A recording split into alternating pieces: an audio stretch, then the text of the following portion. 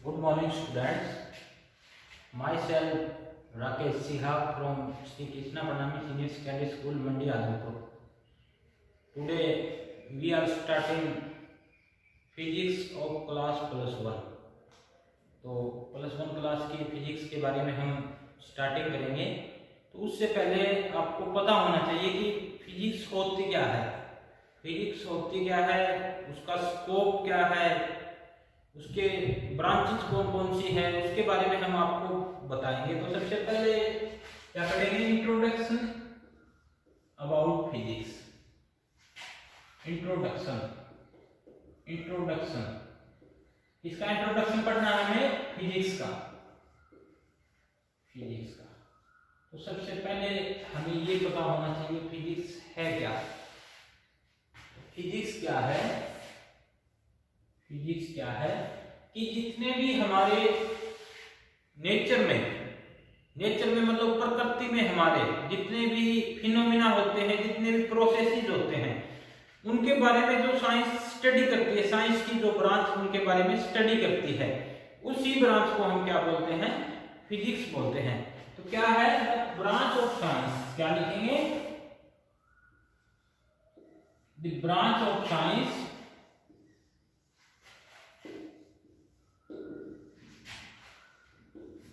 which deals with the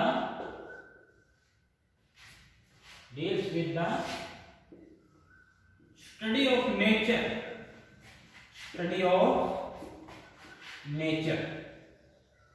and natural phenomena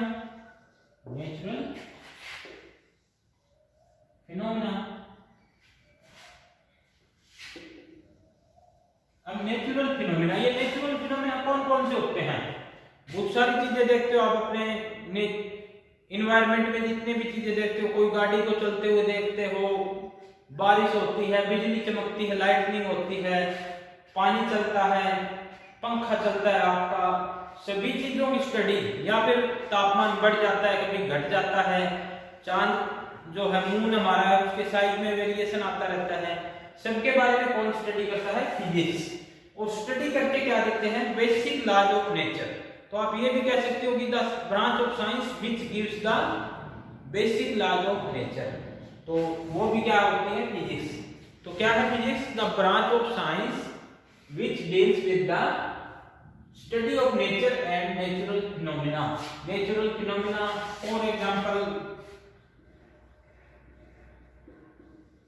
for example क्या है, कुछ भी एग्जाम्पल आप नेचर में ले सकते हो, जैसे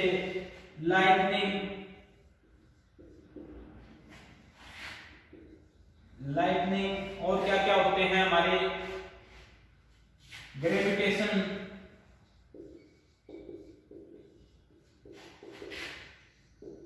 मोशन, ऐसा कि जितनी भी प्रोसेसेस होती है हमारे नेचर में, उसके बारे में जो साइंस ब्रांच स्टडी करती है वो क्या होती है, फिजिक्स होती है। अब हम देखेंगे scope of physics. What is the scope of physics.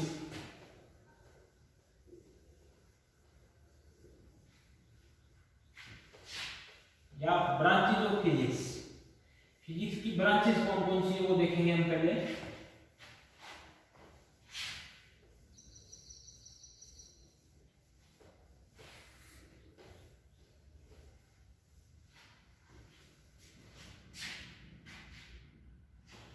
Physics की मेनली 2 ब्रांचेज होती है। सबसे पहली कौन सी है,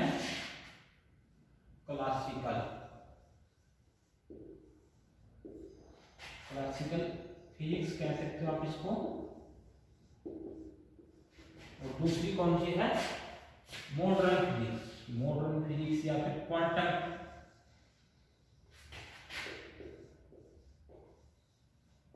फिजिक्स, या फिर आप क्या बोलते हो, क्वांटम फिजिक्स भी आप इसको बोल सकते हो, ठीक है। अब इनकी फिर से आगे ब्रांचेज आ जाती है। तो सबसे पहले हम पढ़ेंगे क्लासिकल फिजिक्स की कुछ ब्रांचेज के बारे में पढ़ेंगे। तो इससे पहले तो हमें ये पता होना चाहिए कि क्लासिकल फिजिक्स कौन सी होती है और मॉडर्न फिजिक्स कौन सी होती है। उसके बाद में हम क्या पढ़ेंगे, इसकी ब्रांचेस। तो what is classical physics? Classical physics कौन सी होती है?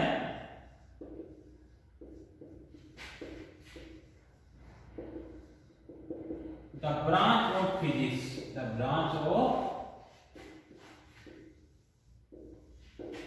Physics which deals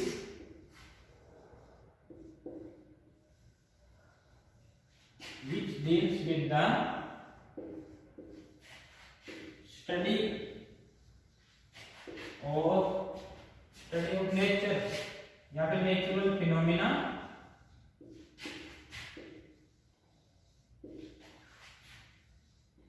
on macroscopic level, macroscopic level. अब मैक्रोस्कोपिक लेवल क्या होता है? मैक्रोस्कोपिक लेवल क्या होता है कि किसी भी सिस्टम की हम स्टडी करते हैं। फॉर एग्जांपल हम कोई सब्सटेंस लेते हैं, हम क्या लेते हैं, कोई भी सब्सटेंस ले लिया, इतना क्यूब की टाइप का लेते हैं, मान लो इस तरह से।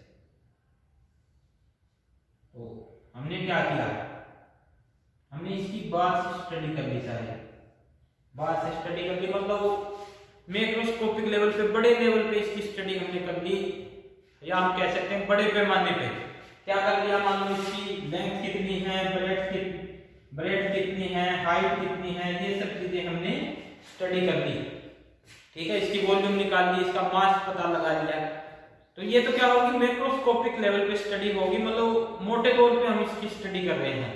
लेकिन अगर हम इसके अंदर जाके देखेंगे कि इसके अंदर एटम कौन से हैं, एटम मोशन किस तरह से कर रहे हैं, उनके न्यूक्लियस की क्या प्रॉपर्टी है, मतलब एटॉमिक लेवल पे जो स्टडी करते हैं, माइक्रोस्कोपिक स्टडी बोलते हैं उसको, वो किसके अंदर आएगी, मॉडर्न फिजिक्स के। तो मॉडर्न फिजिक्स क्या करती है, माइक्रोस्कोपिक लेवल पे स्टडी करती है। माइक्रोस्कोपिक लेवल मतलब बहुत ही डीपली स्टडी करती है किसी भी सब्सटेंस की, उसके पार्टिकल्स जो होते हैं, एटम्स होते हैं, उनकी प्रॉपर्टीज के बारे में ये क्या करती है, स्टडी। तो क्लासिकल मैकेनिक्स और क्लासिकल फिजिक्स और मॉडर्न फिजिक्स या फिर क्वांटम फिजिक्स, इसके बारे में आपको डिफरेंस पता चल गया होगा। This is not much important. आपको पता होना जरूरी है कि मैक्रोस्कोपिक क्या होती है, माइक्रोस्कोपिक क्या होती है, ठीक है। ये एग्जाम में ये नहीं पूछते कि what is the definition of classical physics, what is the definition of modern physics, no, ये आपके बेसिक नॉलेज के लिए है। तो अब देखो क्लासिकल फिजिक्स की ब्रांचेस कौन सी होती है, मॉडर्न फिजिक्स की कौन सी होती है, वो बता देते हैं आपको। ज्यादा डीप में हम नहीं जाएंगे इसके, क्योंकि सिलेबस काफी लेट शुरू हुआ है आपका लॉकडाउन की वजह से। तो देखो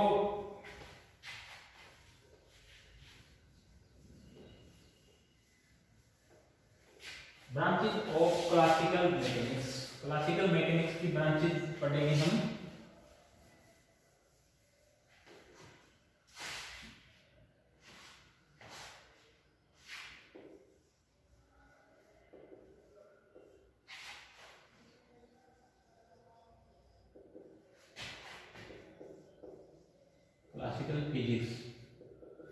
क्लासिकल फिजिक्स की ब्रांचेस के बारे में पढ़ेंगे।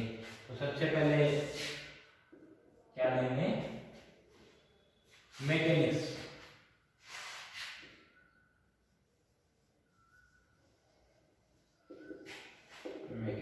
मैकेनिक्स क्या होती है, क्लासिकल फिजिक्स की वो ब्रांच है जो ऑब्जेक्ट्स मोशन करते हैं, उसके मोशन के बारे में स्टडी करती है, वेव्स के बारे में स्टडी करती है, या फिर ये जो फ्रिक्शन होता है, ये सभी इसके अंदर आ जाता है, मैकेनिक्स के अंदर। तो क्या है, the branch of classical physics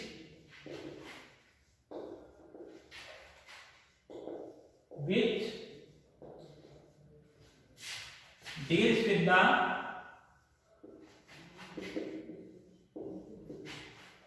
study of properties, motion related properties of objects is known as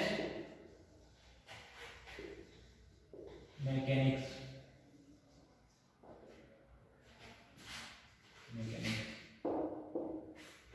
जो मोशन रिलेटेड प्रॉपर्टीज की स्टडी जो ब्रांच करती है उसको हम क्या बोलेंगे, मैकेनिक्स बोलेंगे। अब मैकेनिक्स की भी आगे जाके दो ब्रांच हो जाती है, एक हो जाती है काइनेमेटिक्स और सेकंड हो जाती है डायनेमिक्स। ये मैं आपको बेसिकली बता देता हूँ, डीपली पढ़ने की अभी जरूरत नहीं, आगे आगे जैसे जैसे सिलेबस बढ़ता जाएगा आपको पता चलता जाएगा। काइनेमेटिक्स क्या होती है, मान लो कोई बॉडी मूव करनी है किस वेलोसिटी से, v वेलोसिटी से, m मास की बॉडी, तो काइनेमेटिक्स का क्या काम है, सिर्फ इसके मोशन की स्टडी करेगी। क्या करेगी, सिर्फ इसके मोशन की स्टडी करेगी कि बॉडी मूव कर रही है, बस इतना ही देखेंगे, बॉडी m मास की बॉडी है, v वेलोसिटी से मूव कर रही है, ठीक है। लेकिन डायनेमिक्स क्या करेगा, मान लो m मास की बॉडी है, v वेलोसिटी से मूव कर रही है, तो डायनेमिक्स क्या करेगा, इसके पीछे के रीजंस का भी पता लगाएगा कि किस रीजन से ये बॉडी मूव कर रही है v वेलोसिटी से। तो क्या है, काइनेमेटिक्स क्या करेगा, सिर्फ ये देखेगा कि बॉडी मूव कर रही है, लेकिन जो डायनेमिक्स है वो क्या करेगा, वो इस मोशन के पीछे के जो कारण है, रीजंस है, या तो एजेंसी इस मोशन को काज कर रही है, उसके बारे में पता लगाएगा। तो ये होगी मैकेनिक्स। अब मैकेनिक्स के बाद में क्या आती है, दूसरी ब्रांच क्या है इसकी, क्लासिकल की ऑप्टिक्स। ऑप्टिक्स के बारे में आप 10th क्लास में भी पढ़ चुके हो, ज्यादा डिटेल में बताने की जरूरत नहीं है आपको। ऑप्टिक्स क्या होती है, branch of physics which deals with the light and light related phenomena. क्या होती है, सेकंड ब्रांच ऑप्टिक्स। ऑप्टिक्स क्या करती है, जो लाइट होती है आपकी, इसके जो जितने भी फिनोमेना होते हैं लाइट से रिलेटेड, उसके बारे में जो ब्रांच स्टडी करती है उसको हम क्या बोलते हैं, ऑप्टिक्स बोलते हैं। क्या लिखेंगे, the branch of physics which deals with the study of light and light related phenomena,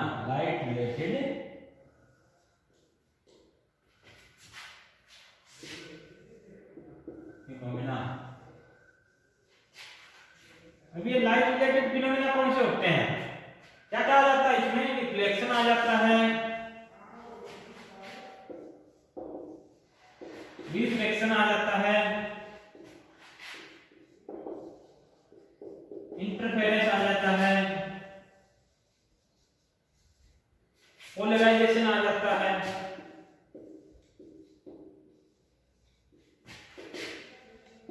और भी बहुत सारे फिनोमेना आते हैं, जैसे डिफ्रैक्शन, पोलराइजेशन, इंटरफेरेंस, स्कैटरिंग। तो उनके बारे में जो ब्रांच स्टडी करते हैं उसको क्या बोलते हैं, हम ऑप्टिक्स बोलते हैं। इसके बाद में थर्ड ब्रांच कौन सी आएगी, थर्मोडायनेमिक्स। क्लासिकल मैकेनिक्स की तीसरी ब्रांच है थर्मोडायनेमिक्स।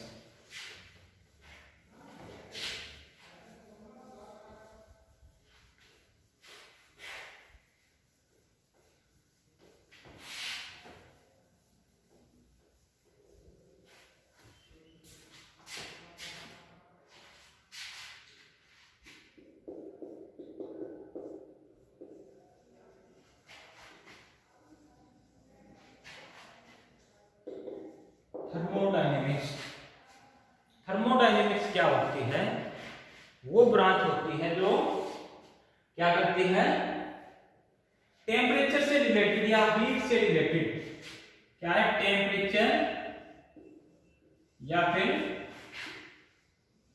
हीट से रिलेटेड जितनी भी प्रॉपर्टीज होती है किसी सब्सटेंस की, उसके बारे में जो ब्रांच स्टडी करती है उसको हम क्या बोलते हैं? थर्मोडायनेमिक्स। तो क्या लिखोगे? The branch of physics. क्या लिखोगे? Branch of physics which deals with the study of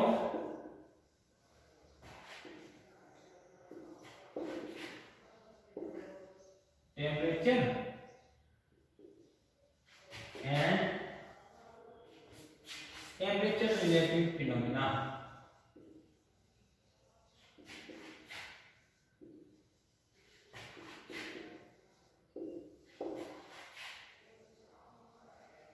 इसके बारे में जो ब्रांच स्टडी करते हैं उसको हम बोलेंगे थर्मोडायनेमिक्स। ये कौन से होंगे? जैसे रेफ्रिजरेटर हो गया, एग्जांपल में क्या लिख दोगे? रेफ्रिजरेटर, एक होता है हीट इंजन। हीट इंजन आपने पढ़ा होगा, पुराने टाइम में जो रेल गाड़ियां होती थी वो कोयले से चलती थी, तो कौन सा था वो? Heat engine. या फिर एक कार्नोट इंजन आता है जिसके बारे में आप आगे पढ़ेंगे। और कौन कौन से हैं? Laws of thermodynamics, laws of thermodynamics.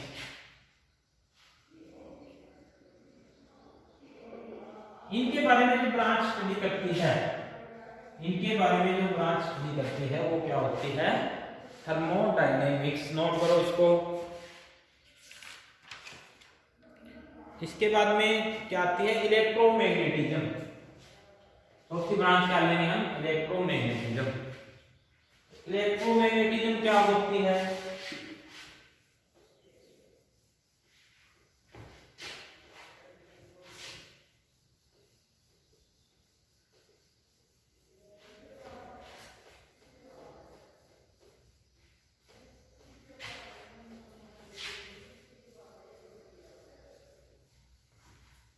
Electromagnetism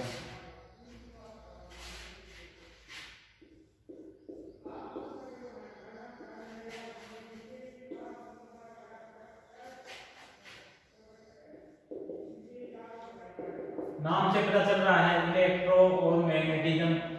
electricity के बारे में, चार्जेस के बारे में या मैग्नेट्स के बारे में जो भी ब्रांच स्टडी करती है वो क्या होगी? इलेक्ट्रोमैग्नेटिज्म। तो क्या लिखोगे? The branch of physics which deals with the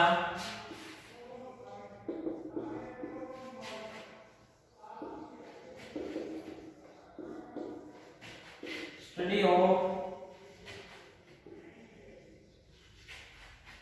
charges,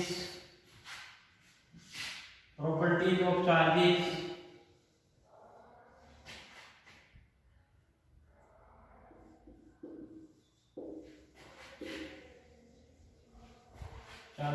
and magnetism is known as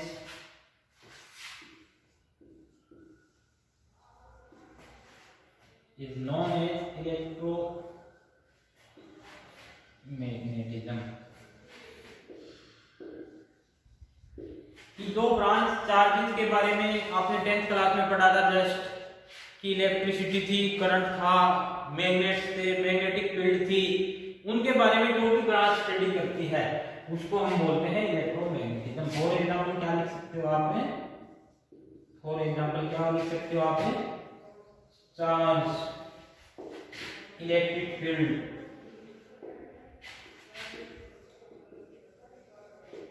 magnetic field,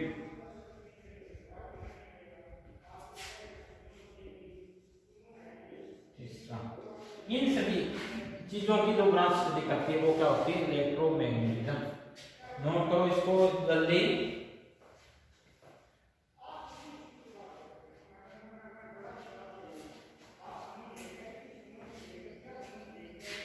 अब देखो, ये तो कुछ ब्रांचेस हमने बताई क्लासिकल मैकेनिक्स की। अब हम पढ़ेंगे मॉडर्न फिजिक्स। मॉडर्न फिजिक्स की हम दो ही ब्रांचेस के बारे में डिस्कस करेंगे।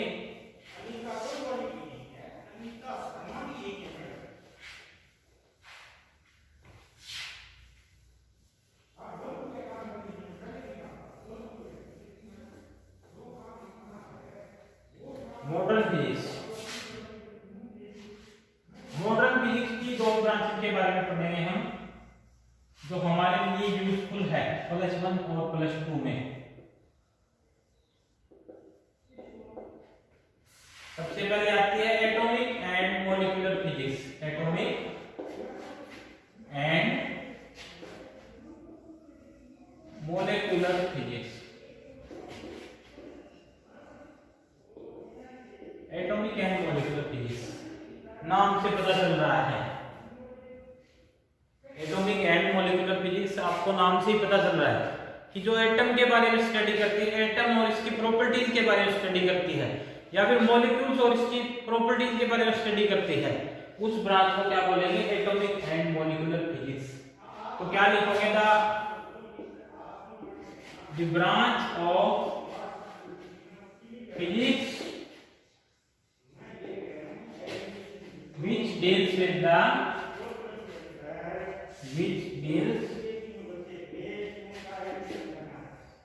the study of atoms, molecules and their properties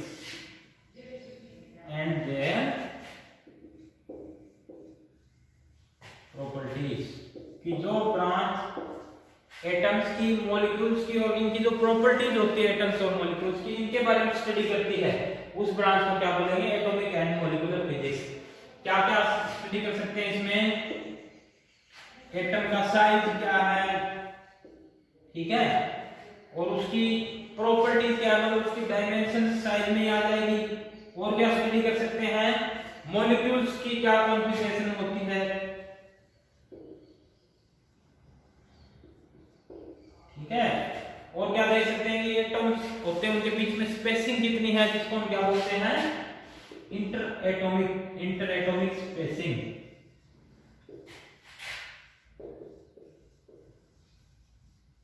inter atomic space के बारे में जान सकते हैं। ये जान सकते हैं कि लैटिस का स्ट्रक्चर कैसा है। तो ये सब किसमें आ जाती है? एटॉमिक एंड मॉलिक्यूलर फिजिक्स में। इसके बाद में आती है इसकी सेकंड ब्रांच, इसकी मॉडर्न फिजिक्स की सेकंड ब्रांच, जो हमारे लिए यूजफुल है, वो कौन सी है? सेकंड ब्रांच कौन सी है?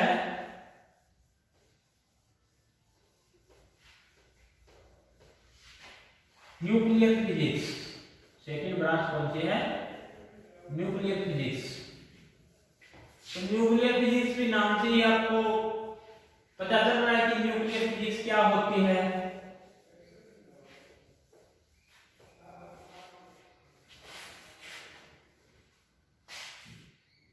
न्यूक्लियर फिजिक्स क्या होती है?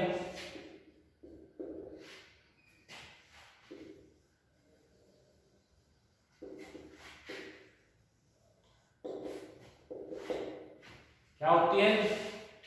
जो branch, the branch of physics which deals with the study of nucleus and its constituents।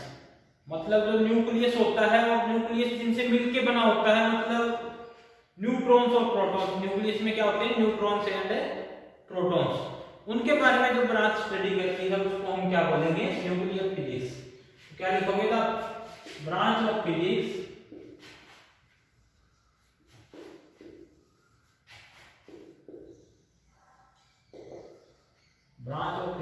which deals with the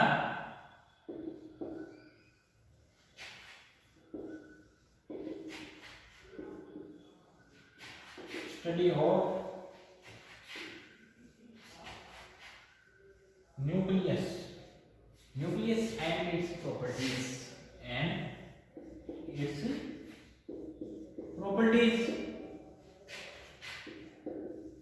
is known as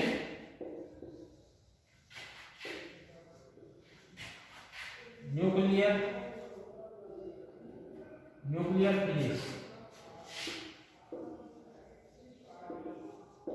for example क्या क्या स्टडी करेंगे हम इसमें? बाइंडिंग एनर्जी,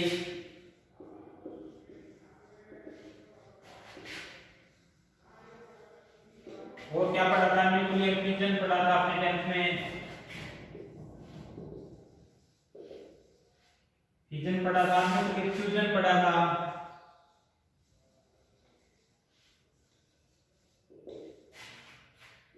ये सभी जो स्टडीज होती है न्यूक्लियस के ऊपर, वो कौन सी ब्रांच करती है? Nuclear physics. अब हम, ये तो थी फिजिक्स की ब्रांचेस। अब हम पढ़ेंगे जो हमारा नेचर है। हमारा जो नेचर है इसके अंदर 4 फंडामेंटल फोर्सेस होती है। फंडामेंटल फोर्सेस कौन सी होती है? जो नेचर में इंडिपेंडेंटली प्रेजेंट है, किसी भी एक्सटर्नल सोर्स के द्वारा नहीं लगाई जाती। क्या है? अपने आप इंडिपेंडेंटली नेचर में प्रेजेंट है। तो उनके बारे में हम पढ़ेंगे, fundamental forces in nature. 4 fundamental forces हैं हमारे नेचर में, तो चारों के बारे में हम स्टडी करेंगे।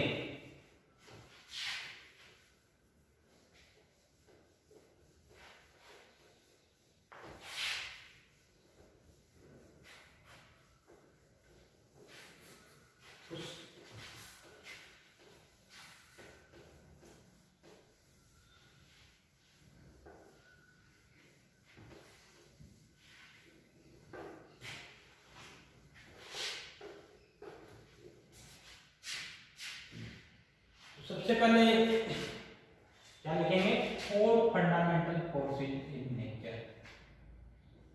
4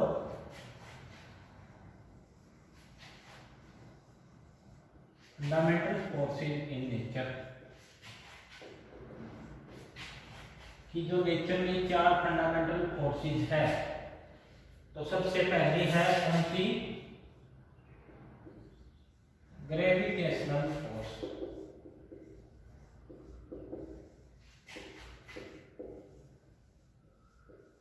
ग्रेविटेशनल फोर्स सबको पता है, 9th क्लास में आप पढ़ भी चुके हो। क्या होती है ग्रेविटेशनल फोर्स? कि हमारे यूनिवर्स में जितने भी ऑब्जेक्ट्स हैं, हमारे यूनिवर्स में जितने भी ऑब्जेक्ट्स हैं, सभी एक दूसरे को क्या करते हैं? अपनी तरफ अट्रैक्ट करते हैं। सभी एक दूसरे के क्या करते हैं? अपनी तरफ में अट्रैक्ट करते हैं। यही जो फोर्स ऑफ अट्रैक्शन है, इसी को हम क्या बोलते हैं? Gravitational force. तो क्या होगी? देखो, every object in the universe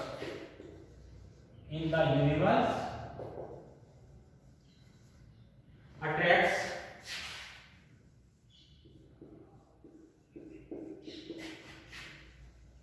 every another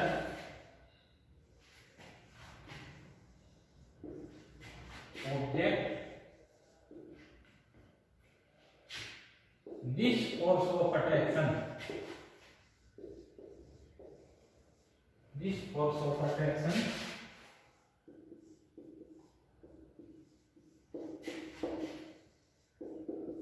is known as gravitational force.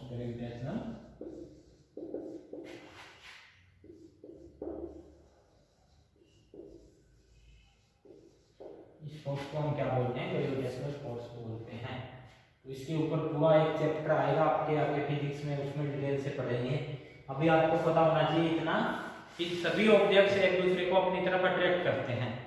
Universe में जितने भी ऑब्जेक्ट्स हैं वो अपनी तरफ सभी को अट्रैक्ट करते हैं। जैसे ये कुर्सी और ये मेज रखे हुए हैं, ये भी एक दूसरे के ऊपर कुछ ना कुछ फोर्स लगा रहे हैं, लेकिन ये फोर्स क्या होता है? बहुत ज्यादा वीक होता है, जिसकी वजह से हम इसको फील ज्यादा नहीं कर पाते।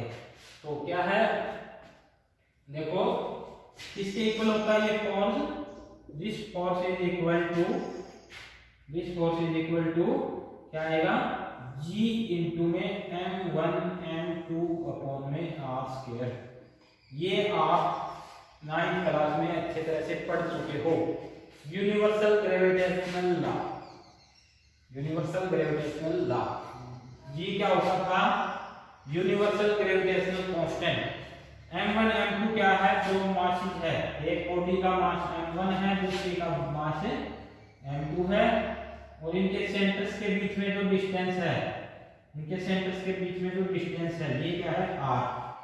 तो जो दो बॉडी ले रखी है हमने, एक का मास m1 है, दूसरी का m2 है, इनके सेंटर के बीच में डिस्टेंस कितना है r।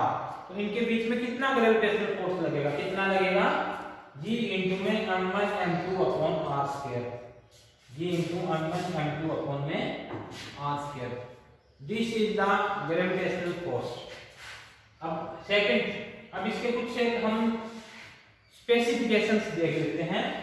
तो क्या क्या है इसकी ग्रेविटेशनल फोर्स की स्पेसिफिकेशंस, क्या होता है लिखवा देता हूं मैं आपको। सबसे पहले तो क्या है, very weak force, very weak force, कि बहुत ज्यादा वीक फोर्स है, ये हम इसको ज्यादा महसूस नहीं कर पाते। सेकंड क्या है, सेकंड क्या है, रेंज, क्या होता है लॉन्ग रेंज।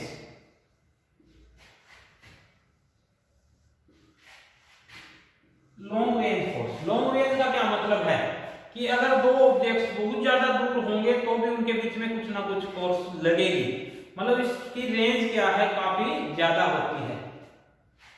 रेंज क्या है, काफी ज्यादा होती है, मतलब एक ऑब्जेक्ट काफी दूर तक अपना फोर्स इंप्लाई कर सकता है। थर्ड क्या है, ऑलवेज अट्रैक्टिव, ऑलवेज अट्रैक्टिव, कि हमेशा अट्रैक्टिव ही होती है।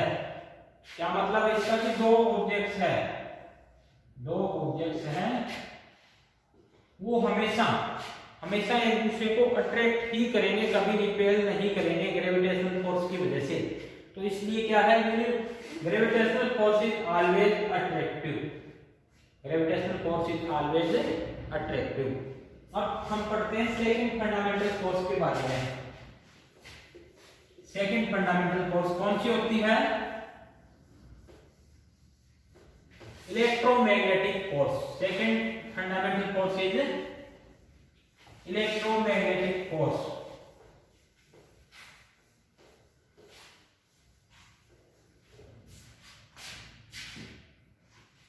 Second is electromagnetic force.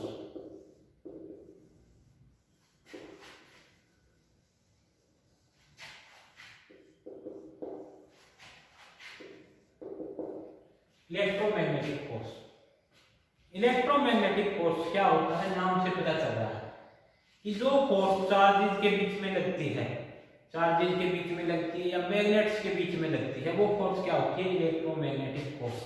तो क्या लिखोगे, the force of interaction, the force of interaction. Interaction का क्या मतलब है यहाँ पे, इंटरेक्शन का क्या मतलब है कि ये अट्रैक्शन भी हो सकता है और रिपल्सन भी हो सकता है, अट्रैक्शन और रिपल्सन। तो आप एक वर्ड में अगर लिखना चाहो दोनों को, क्या लिखोगे, इंटरेक्शन, या फिर आप क्या लिख सकते हो, फोर्स ऑफ अट्रैक्शन और repulsion between electric charges, between electric charges is known as electromagnetic force। कि जो चार्जेस के बीच में फोर्स लगती है वो क्या होती है, इलेक्ट्रोमैग्नेटिक फोर्स होती है। अब मान लो दो चार्ज है आपके पास, एक चार्ज है Q1, एक चार्ज है Q2, दो चार्ज है, दो पॉइंट चार्ज है, कितनी डिस्टेंस पे रखे हुए हैं, r डिस्टेंस पे। तो आपने कूलम्ब्स लॉ पढ़ी है, बिल्कुल ग्रेविटेशनल लॉ की तरह ही है। इनके बीच में फोर्स कितना लगेगा, F इज इक्वल टू क्या आएगा, K Q1 Q2 अपॉन में r स्क्वायर, कि जो directly proportional to product of charges and inversely proportional to square of distance between them. तो ये जो फोर्स है ये कौन सा है, इलेक्ट्रोमैग्नेटिक फोर्स है। अब इसकी कुछ प्रॉपर्टीज के बारे में बता देते हैं आपको। क्या था ये, स्ट्रॉन्ग फोर्स होता है। क्या होता है, स्ट्रॉन्ग फोर्स। ये force in comparison to gravitational force क्या होता है, बहुत ज्यादा स्ट्रॉन्ग होता है, कई लाख गुना ज्यादा होता है। सेकेंड प्रॉपर्टी क्या है इसकी, रेंज। इसकी भी क्या होती है, लॉन्ग रेंज। ये भी काफी लंबी दूरी तक काम कर सकता है कि मान लो एक चार्ज रखा हुआ है तो काफी लंबी दूरी तक क्या कर सकता है, वो दूसरे चार्ज को इफेक्ट कर सकता है। तो इसकी भी क्या होती है, long range. Third property most important क्या है, अट्रैक्टिव और